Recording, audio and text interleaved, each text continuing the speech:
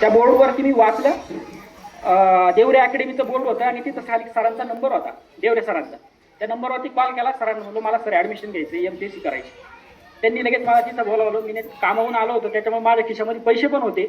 लगेच सर म्हणे आजच ॲडमिशन घेऊन टाक, आत्तापासूनच अभ्यास चालू कर, तुला सगळी मदत, लायब्ररी असेल काय असेल ते सगळ्या गोष्टी उपलब्ध होतील नाशिकची देवरे अकॅडमीची. तर मी लगेच निर्णय घेतला, घरच्यांना सांगितलं की मला 3 वर्ष द्या, 3 वर्षामध्ये मी अभ्यास करतो बा. तर त्या 3 वर्षाचे आता 6 वर्ष होऊन गेलेले तर ते होतात. म्हणजे तिथं ही जी स्पर्धा परीक्षा आहे, या स्पर्धा परीक्षेमध्ये आपल्याला संयम हा ठेवावाच लागतो. कुठलीही गोष्ट आता अभ्यास चालू केला आणि उद्या लगेच आपल्याला रिझल्ट दिसल असं नाहीये. स्वतः मी तिथं सुरुवात केल्यानंतर सरांनी मला सगळं मार्गदर्शन केलं. जे विषय राहतात आपले, जे MPSCला जे शिकवतात, quality, history, geography, economics, math, reasoning, science, current असो, त्यानंतर मराठी ग्रामर असो, इंग्रजी ग्रामर असो, कायदा असो, या सगळ्या गोष्टींचा अभ्यास माझा सरांच्या अकॅडमी झाला. त्यानंतर मी 2021चा पेपर जो आहे तो 0.25 मार्कांनी गेलो. त्यावेळेस मला सर म्हटले, तू ना एक काम कर, तू पुण्याच्या लायब्ररीला जा, तुझा अभ्यास आहे म्हणे, तू फक्त तिथं 6 महिने जरी गेला तरी पोस्ट काढून येशील बॉस. त्यांचा विश्वास होता. ठीक आहे, मी तिथं गेलो, पुण्याला गेलो, 6 महिन्यासाठी गेलो होतो. तिथं मी क्लास लावले, मराठी ग्रामर, इंग्रजी ग्रामर आणि जे PSI साठी लागणारे जे कायदे, ते कायद्यांचा अभ्यास केला. तिथं पण मला तिथले जे शिक्षक वर्ग होता त्यांचा पण खूप मोठा सहकार्य लाभलं. त्यावेळेस मला खूप सगळ्यांनी सहकार्य केलं, त्या शिक्षकांनी. ठीक आहे, तिथं एवढा मोठा मॉब राहतो, पण आपल्याला तिथं गेल्यानंतर आपल्याला बघावं लागतं. त्या पुण्यामध्ये परिस्थिती अशी आहे, 1 ते 1.5 लाख पोरं तेवढ्या पेठांमध्येच अभ्यास करताय फक्त. आणि तिथं गेल्यानंतर आपल्याला आपलं बघावं लागतं. महिन्याला जो आपल्याला खर्च असतो तो खर्च सगळा घरून घ्यायचा असतो. आपला 1 रुपयाही इन्कम राहत नाही. 1 रुपया इन्कम नसताना आपल्याला ते घरून पैसे ज्यावेळेस घ्यावं लागतं, 10-10 हजार रुपये महिन्याला घ्यावं लागतं, त्यावेळेस खूप वाईट वाटतं. पण तुम्हाला सांगतो,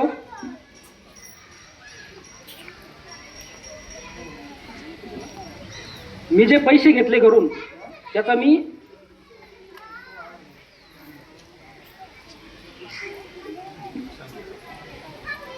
म्हणजे आता मी पुण्यामध्ये बघतो, पोरं शिकायला आता पुण्यामध्ये आणि शिक्षण करत असताना त्यांना वेगवेगळे तिथं छंद लागतात त्या मुलांना आणि ते खूप अभ्यास सोडून वेगवेगळ्या गोष्टी करतात. पण मी माझ्या या शिक्षणाच्या काळामध्ये, पुण्याच्या काळामध्ये कधीच कोणत्या वाईट गोष्टी कधीच केलेल्या नाहीये. म्हणजे अभ्यास सकाळी 7 वाजता अलार्म लावलेला राहायचा. सकाळी 7 वाजता अलार्म वाजला का 8 वाजता मी सगळं करून लाईनीत बसेल राहायचो. म्हणजे 8 वाजेपर्यंत माझं सगळं आंघोळ वगैरे काय असेल नसेल नाश्ता सहित 7 वाजता जर अलार्म वाजला तर 8 वाजता लाईनीतच बसेल पाहिजे. आणि 8 वाजता अभ्यास चालू झाल्यानंतर 12 वाजेपर्यंत कंटिन्यू अभ्यास करायचा. 12 वाजता मेसचा टिफिन यायचा लायब्ररीतच, तर ते टिफिन खायचा. त्यानंतर 1 वाजेपर्यंत थोडंसं रिलॅक्स व्हायचं. तिकडून आल्यावर तर लायब्ररीमध्ये खूप झोप लागायची.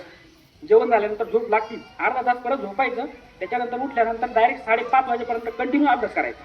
5:30 वाजता चहा प्यायचा, थोडंसं मित्रांबरोबर चर्चा करायची. 6 वाजता मध्ये गेलं का डायरेक्ट 8:30 वाजता बाहेर यायचं आणि 8:30 वाजता बाहेर आल्यानंतर परत जेवणाचा डबा तिथंच येऊन परत ठेवलेला राहायचा. तो डबा खायचा आणि त्याच्यानंतर परत एकदा मध्ये गेलं का रात्री 12 वाजेपर्यंत अभ्यास करायचा. आणि 12 वाजेच्या नंतर सुटल्यानंतर आमचं ज्यावेळेस मी PSIच्या मेन्सला होतो, त्या मेन्सच्या वेळेस 12 नंतर आपली इच्छा व्हायची अभ्यासाची, 12 नंतर 1-2 तास करू. ते पुण्यामधले माझे मित्र होते, ते मित्र म्हणे 12 नंतर आपण जे कायद्यांचं डिस्कशन आहे ते कायद्यांचं डिस्कशन करू. मग ते कायद्यांचं डिस्कशन करता करता माझा तिथं खूप अभ्यास होऊन गेला. जे टोटल PSIचे IPC, CRPC, एव्हिडन्स ऍक्ट, ह्या ऍक्टपैकी 1700 कलम आहे. टोटल 1700 कलमांपैकी 1200 कलम मी तोडपाठ करून टाकले होते डायरेक्ट. आणि जो कायद्याचा पेपर होता त्या कायद्याच्या पेपरला 100 पैकी 76 मार्क मला आले होते आणि पहिल्याही पेपरला चांगले मार्क आले होते. आणि मी 2-3 प्रिलिम्स दिल्या आणि मेन्स द्यायचा मला पहिला चान्स भेटला होता. मग 3 प्रिलिम्स दिले. आपल्याला 3 मेन्स द्यायच्या नाही, आपल्याला पहिलीच मेन्स अशी उडवायची आहे का त्या लिस्टमध्ये आपलं नाव आलंच पाहिजे. दुर्दैवाने त्या मेन्सचा रिझल्ट लागला, 615 जागा होत्या. पण एक आता असं म्हणता येईल ना का 0 मार्कांनी वेटिंगला राहिलो. म्हणजे एका मार्गावर 2 विद्यार्थी आले आणि त्याचं वय जास्त होतं म्हणून त्याला घेतलं आणि मला सोडलं. आज तो ट्रेनिंग कंप्लीट करून मुंबईचं गोवंडी पोलीस स्टेशन भेटले त्या मुलाला. म्हणजे मी वेटिंगसाठी वाट पाहत होतो आणि त्या वेटिंग नंतर आता मॅटमध्ये अर्ज दाखल केल्यानंतर आम्ही कोर्टाने आम्हाला न्याय दिला आणि कोर्ट म्हटलं की ह्या मुलांनी आतापर्यंत जे काही प्रोसेस आहे सगळी केलेली आहे आणि जागा पण खाली झालेल्या आहे, त्यांच्या कास्ट वाईज जागा खाली झाल्या, त्यांना तुम्हाला घ्यायला पाहिजे. कोर्टाने आदेश दिला आणि कोर्टाच्या आदेशाप्रमाणे मी एवढ्या दिवस पाठपुरावा केला MPSCचा. MPSCने मला त्या दिवशी डायरेक्ट स्वतःहून फोन केला आणि तुम्ही तुमचा मेल चेक करा, म्हणजे तुमचं शिफारसपत्र आम्ही तुम्हाला पाठवलेले आहे. मग शिफारसपत्र मी खरंच चेक केलं आणि बघितलं तर त्याच्यामध्ये माझं नाव होतं वरतीच. बघितलं झालं, मी पहिला फोन घरी केला. हा सगळा प्रवास होता इथपर्यंतचा.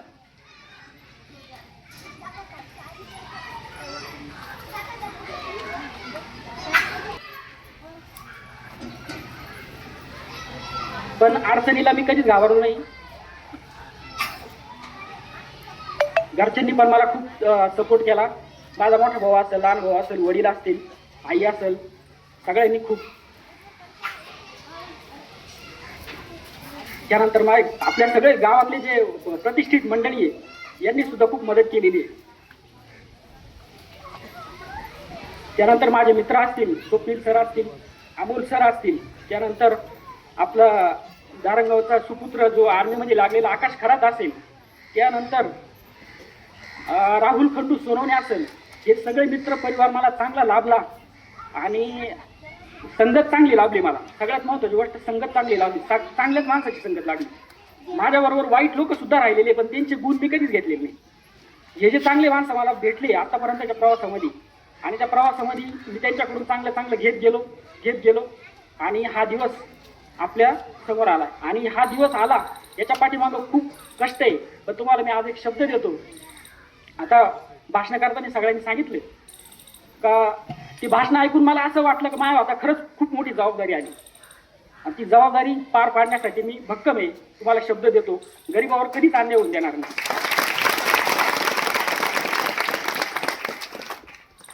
गरिबावर अन्याय कधीच होऊन देणार नाही. सामान्य जो माणूस आहे तो माझ्याकडे जर आला आणि त्यांनी जर माझ्याकडे जर मदत मागितली तर माझ्या परीने कायद्याच्या दृष्टीने जेवढी मदत होईल तेवढी मी त्याला करीन.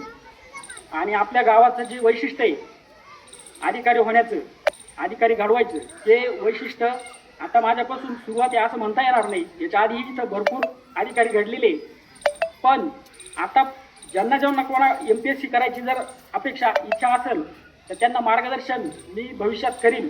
आणि कोणी असेल त्यानंतर मला इथं सांगायचं सर्वांना, आपल्या गावामध्ये वाचनालयाची जी सोय नाही आहे ती वाचनालयाची सोय मी माझ्या स्वखर्चाने करून देणार आहे. भव्य असं वाचनालय करून देणार आहे, जेणेकरून त्या वाचनालयामध्ये जर 10 जरी विद्यार्थी बसले आपल्या गावातले 10, त्या 10 पैकी 2 वर्षातून 1 वर्षातून एक जरी अधिकारी घडला तर याचं चीज होईल मला असं वाटतंय.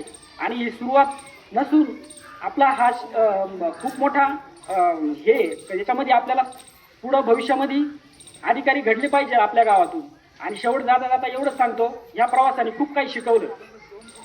आणि सगळ्यात महत्त्वाची गोष्ट आपली जी परिस्थिती राहते ही परिस्थिती सगळ्यात मोठा गुरु राहतो हे मला आवर्जून सांगायचं. माणसाची परिस्थिती माणसाला घडवते एवढं 100%. परिस्थिती कशी असली तरी माणसाने त्या परिस्थितीच्या छाताडावर बसलं पाहिजे आणि तिला जाब विचारलं पाहिजे का मी का नाही. जर आपल्या शेजारचा जो अधिकारी होता असेल आपल्या लायब्ररीमध्ये ज्यावेळेस मी पुण्याला लायब्ररीत बसायचो, शेजारचा विद्यार्थी अधिकारी व्हायचा तर त्याचा आनंद उत्सव बघून आम्हाला खूप वाटायचं का वो आम्ही पण एक दिवस आमचा असा दिवस येईल. आणि आज तो दिवस आलेला आहे. आणि माझ्या या प्रवासामध्ये मला ज्यांनी मदत केली त्या सगळ्यांचे खूप खूप आभार. आणि इथून पुढं आता माझ्याकडून जर कोणाला काही मदत लागली तर तेही मला बिनधास्त सांगा, मी स्वतः मदत करीन.